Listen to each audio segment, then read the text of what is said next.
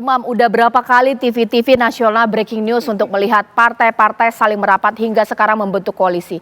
Kalau ujung-ujungnya dua poros, ini apa sih sebenarnya maksudnya? Ya, bagaimanapun juga tadi yang disampaikan oleh sahabat-sahabat dari partai politik menegaskan bahwa ini memang ada sesuatu yang tidak pasti, ada political uncertainty, ketidakpastian politik. Tetapi di saat yang sama kita juga perlu mencermati barangkali itu adalah sebuah. Kalau misal betul tadi yang disampaikan oleh Mas Huda bahwa ini informasi berasal dari Pak Hasto atau Pak Aryo Bimo dari elit di PDIP, maka bisa saja ini diterjemahkan menjadi dua hal. Pertama, barangkali kemudian memang ada operasi politik untuk melakukan baku atur di mana ada evaluasi pasca dinamika belakangan ini. Barangkali ada kingmaker dalam konteks ini barangkali Presiden Jokowi atau siapapun yang mencoba untuk menemukan kembali bagaimana gerbong PDIP dengan gerbong Pak Prabowo bisa dipersatukan kembali. Karena bagaimanapun juga kalau misal kemudian dibuat tiga poros, kalau misal kemudian nanti di putaran pertama akhirnya ada satu kekuatan poros yang hilang, let's say kalau di atas kertas sekarang, elektabilitas paling rendah misalnya Anies Muhaimin, maka kemudian potensi besar dari masing-masing itu akan ngebloknya dari gerbong Anies Muhaimin akan lebih banyak atau peluang besarnya akan ngebloknya ke Pak Prabowo karena ada faktor ideological resistance misalnya kepada PDIP. Nah, situasi ini yang tampaknya barangkali dibaca oleh teman-teman di PDIP, oleh Pak Aryo Bimo, oleh Pak Hasto, maka kalau misal kemudian ruang itu tercipta, maka potensi mudorotnya lebih besar. Untuk menghilangkan itu maka dibuat dua poros saja. Yaitu menggabungkan antara Pak Ganjar dengan Pak Prabowo. Problemnya siapa yang mau posisi capres, siapa mau posisi cawapres, itu yang sejak dulu masih terjadi deadlock. Yang kedua, bisa saja tadi yang disebutkan oleh Mas Huda misalnya, atau kekhawatiran yang disampaikan oleh Pak Yandri. Kalau misal kemudian yang bubar justru yang dari koalisi Anies Muhaimin, maka satu-satunya cara yang kemudian bisa menjelaskan itu adalah adanya elemen kekuatan dalam konteks ini barangkali penegak hukum yang bekerja dan itu sudah dimonitor oleh kekuatan politik tertentu yang kemudian barangkali ini akan menciptakan proses degradasi satu poros koalisi sehingga kemudian ngeblok kepada yang lain. Nah, ini yang penuh dengan ketidakpastian, tetapi besar kemungkinan yang disampaikan oleh Mas Jazil itu sifatnya adalah dalam tradisi pesantren itu disebut dengan mafhum mukhalafah.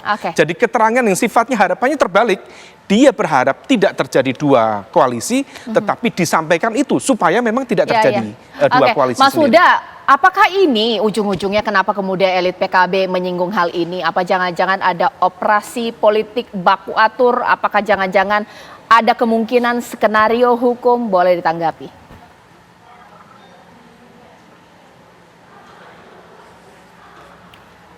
Mas Huda? Ya, dibuka dulu audionya, ini masih mute. Ya, Mas Huda? Baik, sedikit terganggu ya komunikasi saya. Mungkin saya ke Bang Yandri terlebih dahulu. Tidak mungkin kemudian ada omongan ini kalau tidak ada selentingan elit-elit dari partai yang mendengar. Apakah benar atau mungkin apa tanggapan Bang Yandri bahwa jikalau ada kemungkinan operasi politik baku atur di belakang ini nih seperti apa? Bilang tadi dari Mas Umam benar, jadi semua kemungkinan itu masih bisa Mbak Caca. Tapi bagi koalisi Prabowo, ketika itu terjadi dua pasang, head to head apakah Prabowo Ganjar atau Prabowo Anies, semua lembaga survei mengatakan Pak Prabowo menang. Jadi kita senang-senang saja kalau memang dua poros kan. Atau nanti kalaupun tetap tiga poros, ada putaran kedua, ya kami meyakini Pak Prabowo tetap diuntungkan. Misalkan kalau yang masuk itu Prabowo Anies, ya tentu pendukung Pak Ganjar kelihatannya agak sulit menyeberang ke Anies. Atau sebaliknya, kalau Prabowo Ganjar, pendukung Pak Anies, sulit rasanya menyeberang ke Pak Ganjar. Artinya Pak Prabowo mau dua poros, mau tiga poros, ya kita siap. Dan insya Allah ini kesempatan Pak Prabowo untuk menjadi presiden. Nah, oleh karena itu, dinamika seperti ini menurut saya biasa-biasa saja. Bagi kami tidak akan terganggu. Kami akan terus melakukan konsolidasi internal. Saya ulangi lagi, malam ini kami jam 8 akan rapat semua partai koalisi Pak Prabowo. Dan kami terus melakukan konsolidasi, apalagi kemarin Demokrat bergabung juga ke koalisi Pak Prabowo. Artinya koalisi Prabowo, koalisi Indonesia Maju tidak terganggu. Mau 2 poros, 3 poros, kami siap. Karena dari sisi kemungkinan menang itu sudah sangat besar Pak Prabowo. Jadi kita tidak perlu terlalu risau Mbak Caca, ini anggap aja bunga-bunga demokrasi kan, sehingga apapun nanti keputusannya kita tunggu saja janur kuning melengkung di KPU, siapa yang akan dibawa SK masing-masing dari partai politik untuk mengusung siapa capres dan siapa capresnya. Jadi gitu Mbak Caca. Oke, sekarang mungkin ditanggapi juga dong Bang Andreas bahwa ada pernyataan dari Mas Umam mengenai operasi politik baku atur bisa jadi ada di balik ini.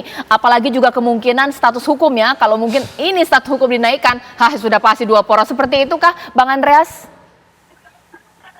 Ya ini kan arti sebagai dalam kapasitas Mas Umam sebagai pemerhati politik bahwa kemungkinan seperti itu bisa saja terjadi. Tapi ya seperti yang tadi saya katakan bahwa ya kalaupun 2 poros, kalaupun 3 poros, itu kalau terjadi secara dalam proses yang alamiah, dalam arti secara demokratis, melalui pertimbangan-pertimbangan yang matang dari para elit politik, saya kira itu wajar di dalam suatu sistem alam demokrasi ini. Karena itu yang tadi saya katakan bahwa pada dasarnya partai-partai pengusung yang mengusung capres, calon presiden maupun wakil presiden ini kan berhitung untuk ya menang atau ikut memenangkan di dalam proses kontestasi ini gitu. Dan hitungan-hitungan itu yang akan menentukan di dalam proses pembicaraan. Nah, apa yang disampaikan oleh Mas Hasto dan Mas Aryo Bimo itu kan adalah ya duduk bersama untuk kembali membicarakan gitu, melalui suatu ya mekanisme yang ya tentu bermusyawarah untuk menyampaikan untuk melihat kemungkinan yang ada. Karena toh para elit-elit politik ini juga saling kenal satu sama lain dan sekian lama bisa bekerja sama untuk banyak hal untuk kepentingan bangsa dan negara itu. Nah, jadi proses seperti itu sangat biasa di dalam alam demokrasi gitu.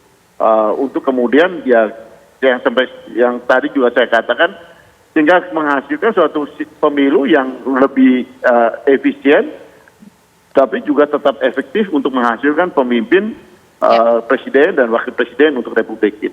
Jadi gitu Caca. Ya, ditanggapi dong, sekarang saya sudah tersambung dengan Mas Huda ini terakhir ini. Apakah jangan-jangan maksud elit PKB menyebut-nyebut 2 poros karena kalau status hukum dinaikkan, sudah pasti ini menjadi 2 poros untuk kubu Anies. Begitukah Mas Huda? Nggak ada, jangan ada prejudice kayak gitu menurut saya. Jadi ini proses semua normal, proses politik berjalan dengan baik. Kita hargai semua institusi untuk mengambil perannya masing-masing. Jadi nggak ada sama sekali ada prejudice menyangkut soal itu. Insya Allah pasangan ini berlayar sampai nanti daftar di KPU. Jadi lagi perlu saya tegaskan bahwa mau 2 pasangan, mau 3 pasangan, pasangan Amin siap untuk bertanding dan memenangkan Pilpres 2024. Ya, terima kasih Mas Huda, terima kasih Bang Andreas. Nanti saya masih tersambung dengan Bang Yandri, bahkan juga Mas Umam. Kalaulah memang nantinya 2 poros, rakyat dapat apa? Bukankah semakin banyak capresnya, semakin banyak pilihan alternatif, dan pastinya tidak terlalu kencang persaingannya, polarisasinya. Sesaat lagi di Apa Kabar Indonesia Malam.